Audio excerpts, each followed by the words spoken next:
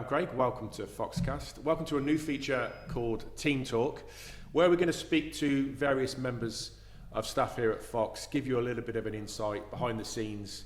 And today I'm joined by three colleagues. We've got Tino from the sales team. We're going to be speaking to Derry Bergen from marketing and also Stephen Buckner from the technical team. So first up, we have Tino.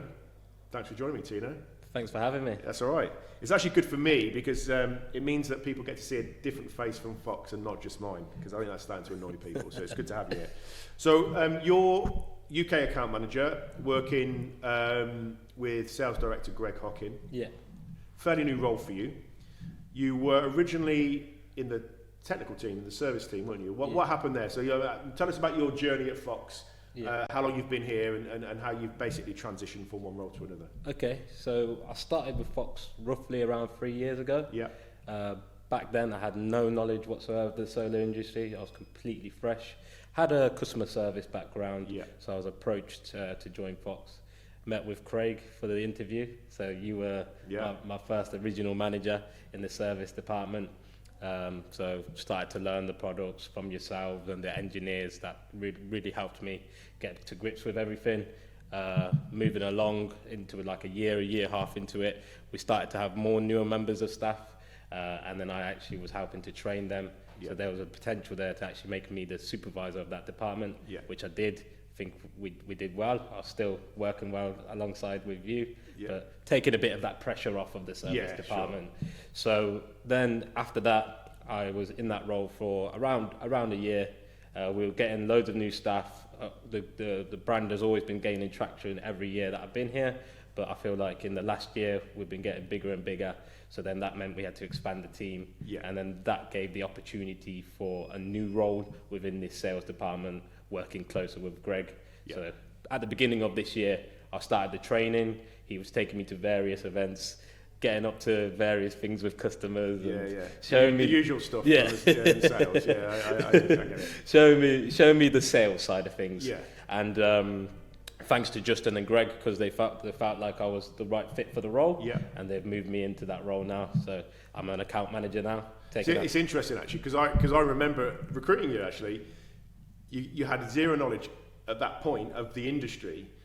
By the time you switched roles, senior engineers were coming to you for advice. So that's how quickly I think that you picked it up, and then you built that department really, the service team as it currently is.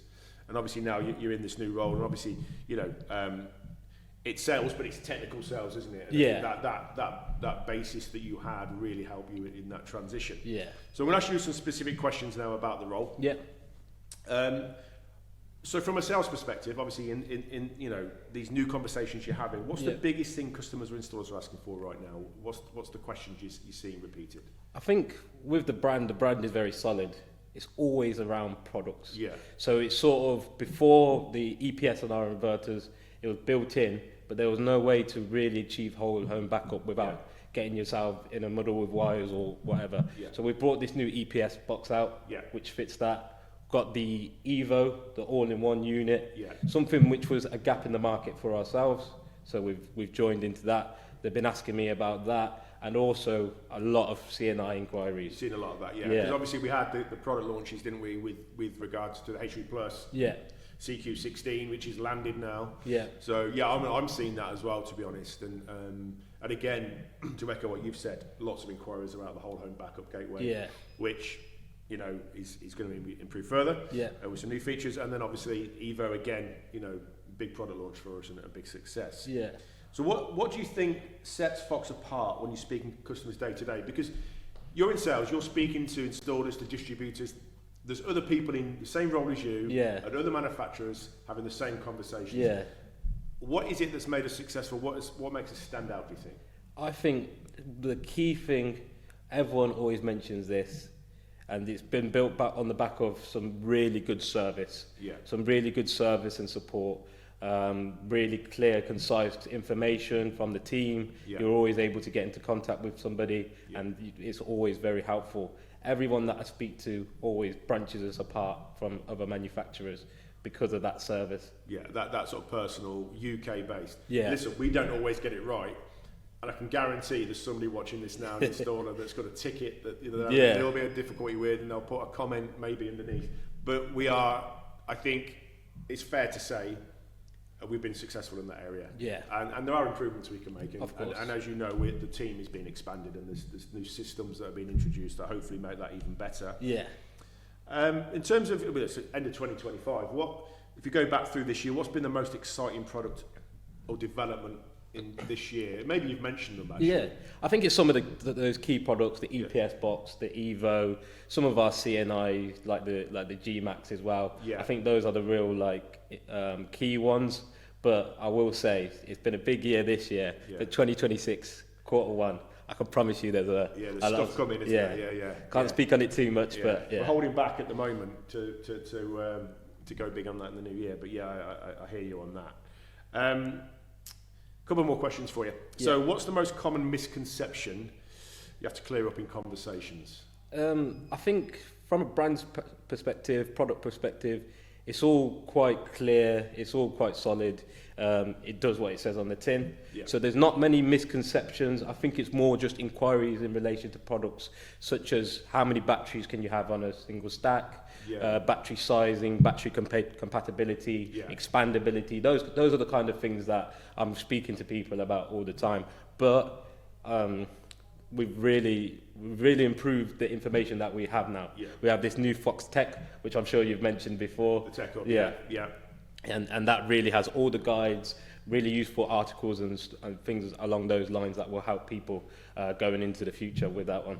Yeah, so I mean, if you go to the Fox UK website, so fox-ess.uk, very top there, you'll see a direct link into the Tech Hub, like you say, full of guides, videos, how-tos, sizing guides. I think what's odd is that we get a lot of inquiries about those things, but with us it's very simple. Yeah. And I think because maybe they've worked with other manufacturers where it's very complex. Exactly. There's only certain products that work with certain inverters, and with us it's pretty universal. Yeah. So actually, we could, what's in the box? Well, everything. Yeah, exactly. It's because they're like, I have to order this separately and things like that. So that's probably the thing that we get the most. Yeah. So I mean, we do see those questions come in, and like I said, like you've said yourself, we've got guides that will help you with that. If you had to sum up Fox in one sentence to a new customer. Okay. So that's a tough question. I'll put you on the spot there. What I would say is reliable, competitive price, and excellent service. Yeah. That's the one sentence I'd give. If you want me to add a bit more, I'd say... Well, let's just leave it at that then, yeah. Number one. I mean, obviously, listen, this is Fox. We're doing a Fox podcast. We're going to speak positively about ourselves. Yeah. And I think the key thing is, as a company, is we need to also be honest and true. Yeah. So we can talk about our successes, and we can talk about things where, there are some new features on products that we would like to launch, and we will be. You've mentioned it. We've got some big stuff coming next year, and there are improvements we can make in service in other areas. Yeah. I think one of the most important things is that we recognise that, and we continue to work to improve those areas. So, Tino, it's been short, but it's nice to catch up with you, especially you're in this new role. I know you're working with a lot of installers. I think you're working with a lot of energy companies as well. Yeah. So such as Octopus, Eon, OVO. So Hive, you're working with like that. With Hive, so those big partnerships, but obviously also installers. So just for the benefit of those watching, any installers out there interested in Fox, maybe not done it before, reach out to you. What's the best way to actually contact you? Feel free to reach out to me. It's either via email, tino@fox-ess.com, or you can give me a call. Give me an email or give me a call, whichever one's easiest for you. A lot of installers these days, they love to use like WhatsApp and stuff like that. So I'm happy for whichever channel works best for yourselves to feel free to contact, and we can have a conversation. Brilliant. All right, thanks for your time, Tino. Yeah, thank you for having me on. Take care, mate.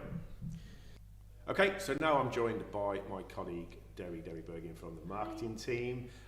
Good to see you, Derry. Say good to see you. We see each other every day. Yeah, pretty much. The interesting thing about this is you're normally that side of the camera. Yeah. So we got no idea if this is correct.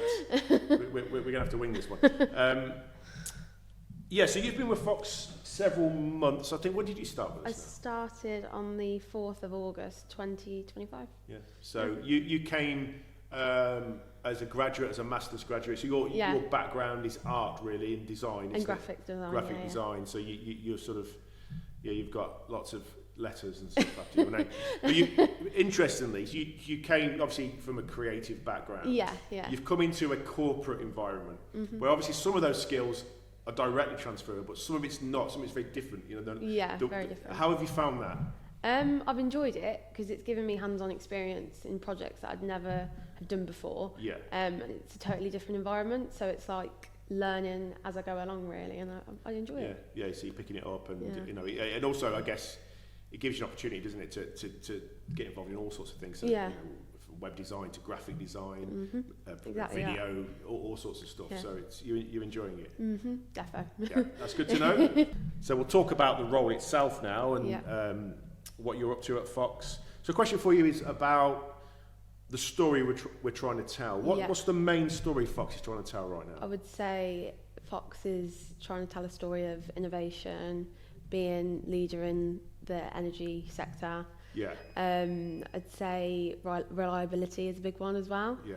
So we're trying to get across all those key elements. Our position as market leaders is one that, from a marketing perspective, is a bit of a dream, isn't it? Yeah. You can really push that message. Yeah. And then it's product reliability and all that sort of stuff. Yeah.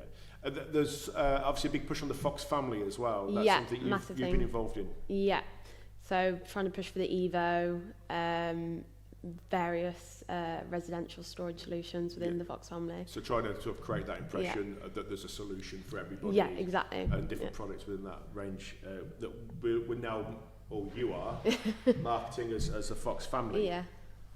Okay, so another question for you, Derry. A big part of what Fox is trying to do at the moment is support installers. So we had Tino on just now from the sales side that was talking about some of the from the technical side as well, some of the documentation that we're making available, some of the resources. Yeah. From a marketing point of view, what can we do there? So currently what we are doing is we're offering a monthly newsletter. We offer printed materials. So we've got our product fact sheets, we've got brochures, we have so posters, leaflets, I think, that we've just... And there's lots of posters we recently have brought out. And they document the Fox family, the Fox Cloud 2.0, and we also have a commercial poster as well, and they have QR codes on, so that can take the user to the website and the different pages that they need to see to get the information. We also have a downloads page on our main website. So like graphics and digital copies of all those things are available to download. So if anybody needs anything, it's all online. It doesn't just have to be in a physical format. Yeah, it's all there in digital and print format. Well, we'll talk about how they contact you, because I think for like printed materials, people want to know what the journey is for there. But you can hold that because I understand you're looking for some partners for some video case studies. Is that right? Yes, we are.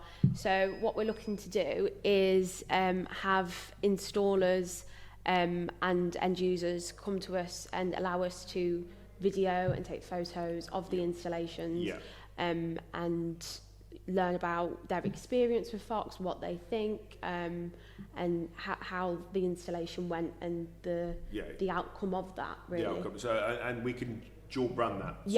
We'll do it in partnership with installers, we'll dual brand it, and then we'll obviously push it out through various channels, LinkedIn, YouTube, and the website and everything else. Great. Okay, so if installers are interested in the opportunity of the joint case studies, video case studies, how best to go about that? How best to reach you? They can contact me via my email. Email's best, yeah. So what we'll do is we'll put Derry's email on the screen now. So if you are interested in working with us to do some video case studies, please reach out to Derry.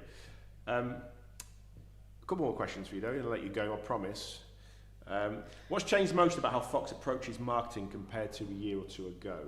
What we do? I mean, this is probably a new approach, isn't it? It's definitely something new, different.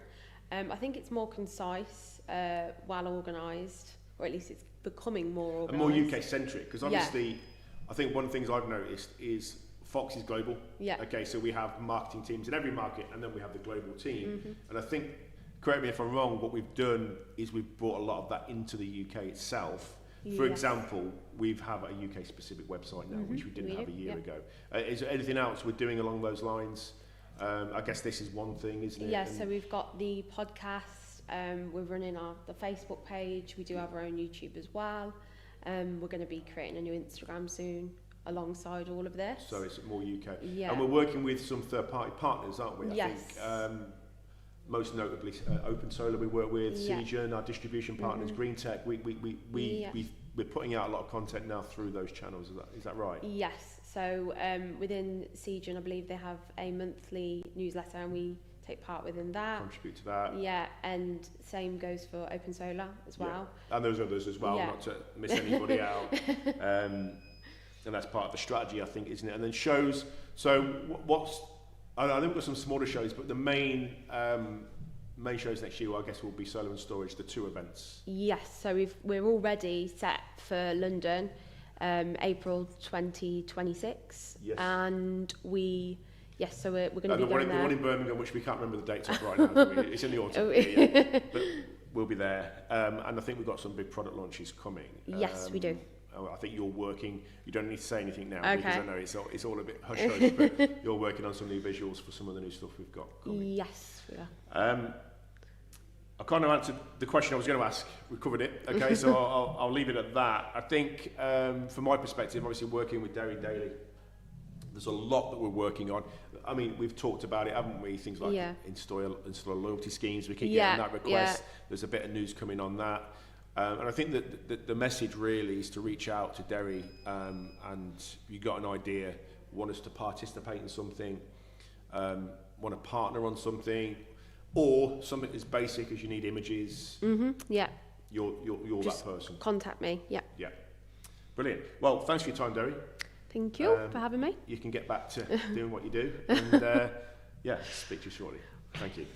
Okay, so finally, in this Team Talk segment of Foxcast, I'm joined by Stephen Buckner from the technical team, your field service manager. Yep. Yeah, so thanks for joining me, Steve. Again, it's good to have another face on the channel, so it's not just mine. First of all, just give us a little bit of your background, really, how you've arrived at Fox and your history. Okay. So I've been in solar for about 17 years now. Started off as an installer.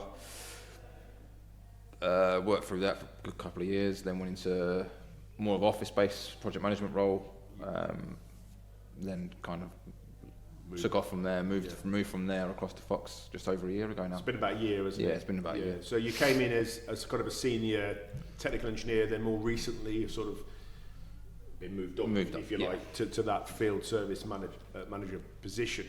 Just explain to people watching how our service team works, how it's structured. Yeah, so it's built up of, I'd say, 2 main categories. You've got first liners, which will take the majority of the first calls from the installers. They'll try and deal with it as much as they can. So most basic things, firmware related issues, they'll go through basics. So basic troubleshooting. Troubleshooting, exactly. Anything that they can't deal with will go through to our second line engineers, which I mainly oversee, they're all electricians, so they'll go a little bit more deeper diving into systems, troubleshooting, and maybe ask the installers to start taking the installation apart, to start doing further tests and things like that. And crucially, they're all based here, so there's both the first line team, most of them are based here, not all, and then second line, so the engineers are all UK based as well. So some work from here, others dotted around the country. Yeah. So we've got one up north, 1 or 2 in the Midlands, and then a little bit further south. Yeah. So we the way we structure it, isn't it, is that first line calls, so calls to the service line. Yeah. We really kind of reserve that for installers, because what we're keen to do is give support on site. We prioritise those calls. So end users at the moment, we're still pushing through email, aren't we? Through emails, through the service emails, which gets distributed across everyone at the minute, to try and at least get them answered as quickly as we possibly can as well. But priority is obviously with installers on site that are sitting, rather than them sitting around for an extended period of time, they can get straight through. So they'll get straight. No, they should get straight through. And look, we're honest. They don't always. There's bottlenecks. There's busy periods. So I think the way it works, isn't it, is that they would speak to first line. Yeah. If there does need to be an escalation, it's a more complex issue. that will either be passed on or also put in a queue for a callback. Yeah. What our target for callbacks is what, 10, 15? 10-15 minutes is what we normally give on the first line. Yeah, but we don't always hit it. No, because we're trying to put things into place so we can manage that better by, if there is an extended period of time where we've got second liners on a call that's maybe a little bit more troublesome than what we first thought, they would notify our first liners so we can manage the engineers' expectations in that regards. Yeah. But yeah, it's just getting that communication from second line to first line.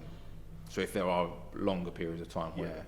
Yeah, because you can be one of those situations where you've got 4 or 5 engineers waiting for a call, and then other periods when they're all on a call, and therefore there may be some slippage on that callback time. I think another thing that I'll mention now that I've mentioned in previous videos and here is we're trying to improve things so that we get fewer calls. Yeah. And one of the things I think would be big help to everybody would be that the firmware upgrades are going to be introduced into the app itself. Yes. So those calls, won't need to come through to us. 100%. Yeah, that make things a lot easier, a lot easier for installers as well and end users. I think we had a look at that, didn't we? And we tried to work out what percentage of calls were simply firmware upgrade the firmware. It's a significant number. So that should help. So from a technical point of view, what do you think we do better than the others in the industry? Technically, I mean, we always forward thinking in what we do. Yeah, definitely rolling things out internally as well. Yeah. And if there's something someone doesn't know, we always share between the teams. Yeah. Knowledge and try and find ways to deal with any issues we've got. And I think we mentioned it earlier actually, and I was speaking to Tino about the tech hub. And I mean, there's still a lot. There's still quite a bit to go on there, but that's massive help. But I push it out. I know a lot of the other installers help push it out, and they get a lot of great feedback for it. Yeah. Trying to get the information across straight away to the installers, even prior to their visits, especially on maybe on newer products and things like that. They can just read up on it rather than sitting there through a 40-50 page manual. It's straight to the point. Yeah, exactly. They know where they're at. I think I remember you writing one actually that was published on there to do with power laddering inverters. So if you read the manual, which is quite cold, and maybe sometimes overly detailed, it gets straight to the point. What are the pinouts? What are the settings? Yeah, exactly. And like I said, you got installers that will sit there and read through them, but then you just want to try and get straight to that one thing that you're having an issue with. Yeah. And if you just go use a tech hub, there's a search bar on there. You can just use a straight through search bar and you're straight to it. It's surprising, isn't it, how many calls come in that actually the question being asked is answered. And I think gradually people are starting to understand, it's there. I mean, like you've said yourself, there's a lot of stuff that isn't there. Yeah. Because we're always releasing new products. I think there's content about the EPS box we've still got to put on, bits and bobs, but we are working on that. I mean, what is the most common question or technical concern? What do you deal with most? Is it CT meter issues? Would you say? CT meter with 3-phase is a big one. Especially when you're adding an extra meter in for external monitoring for other PV. Yeah. That gets quite a few people as well. Which again, there's the metering connections is on the Fox Tech Hub. Yeah. So that's straight through there. And other than that, it's really firmware related queries. Yeah. I think the CT and the meter particularly on. Yeah. It tends to be one of those things. Once they've done it once, it's pretty straightforward. Yeah. So, it's very, very straightforward on how to do it, but it's once you're adding it, you need that information first. Yeah. How does technical feedback from the field influence product development? I think that has happened, hasn't it? Where things have come up and we fed that back to R&D and it has actually impacted. It hasn't. Yeah. I mean, it's even when I've done it myself is where installers have asked one question, which has kind of led you down a little bit of a garden path where you might see something else, maybe settings on the remote settings things.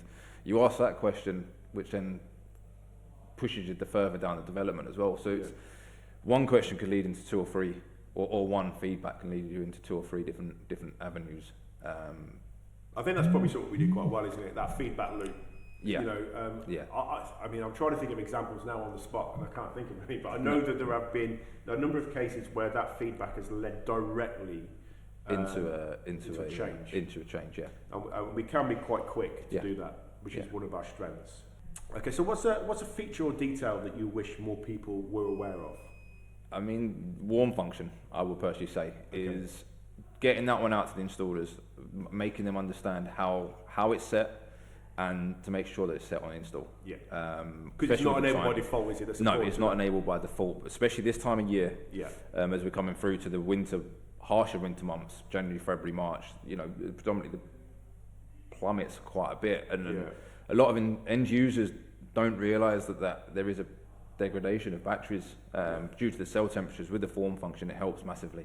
Yeah, and I think understanding that it's not by default. So, I mean, I'm aware that there's lots of cases where installers install the product, not enabled the warm function. Customers then realise later that they have it, they want it enabled, but the firmware that's required wasn't applied at install. Because I mean, it's not the case that you have to update firmware on install with our products generally. Yeah. But that's one feature where if it predates the release of that, they do then need you to have do to, it. Installers remembering to do that it would be helpful from 100%. your perspective. Yeah, 100%. And also for the customer.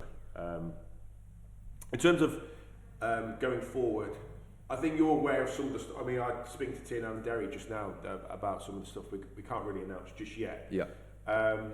What are you looking forward to most, though, in general terms, with regards to the upcoming product updates? I think we've talked a little bit about the EPS gateway. I think we're adding microgrid and stuff like that. Yeah. I mean, that's exciting, especially with the tweaks that we're making to the existing one that we've got now. Yeah. And especially some of the feedback from the installers.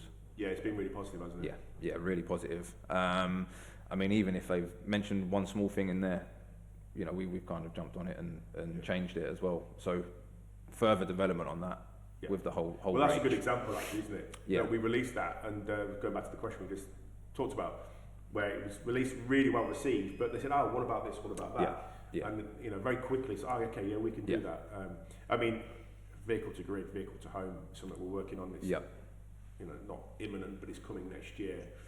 I won't ask you about heat pumps. I don't know how excited or not we are about that, because obviously it's a great addition to our range. Obviously from a service and FSL perspective, it's obviously going to need a lot of change. Different technology, but that's something we'll grapple with next year. Well, thanks for that, Steve. It was just a quick update with the service team. Just to remind everybody of the service channels, I'll put the number for the service team on the main service line that is on the screen now, and also the email address. And we'll keep you updated with regular newsletters on here, technical updates and bulletins. The next one's due in January. We've got quite a few things we're going to announce. So thank you to Stephen. Thank you also to Derry and Tino who've joined me as well. Thank you for watching. I'm Craig. This is Foxcast.